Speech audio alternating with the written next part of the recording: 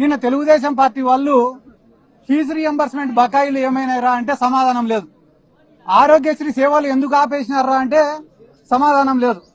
99 రూపాయలకే ప్రభుత్వ భూములన్నీ కూడా ఎందుకు ఇచ్చేస్తున్నారంటే సమాధానం లేదు.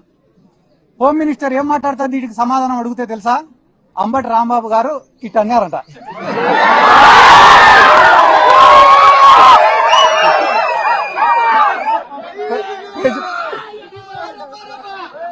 ప్రజలకు ఉపయోగపడే సమస్యలు 100 అడిగితే దానిలకు సమాధానం చెప్పకుండా అంబటి రాంబాబు గారు ఇట్టన్నారు. అది దేనికి సంకేతం ఇస్తున్నాడు అంబటి రాంబాబు గారు అని అంటున్నారు.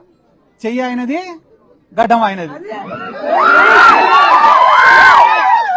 అంటే ఈ రాష్ట్రంలో తెలుగుదేశం వాళ్ళు చేసేది ఏమరా అంటే మంచి సబ్జెక్టును అంతా పక్కకు దొబ్బేసి పనికి మాలినది ఒక్కటి పట్టుకుంటారు.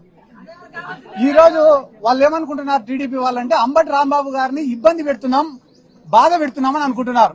కానీ అంబటి రాంబాబు గారు ఏమనుకుంటున్నారు? నేను వైఎస్ఆర్ కాంగ్రెస్ పార్టీ కోసం పోరాడతానా, అందుకు నేను గర్వపడుతున్నా అనుకుంటున్నాడు.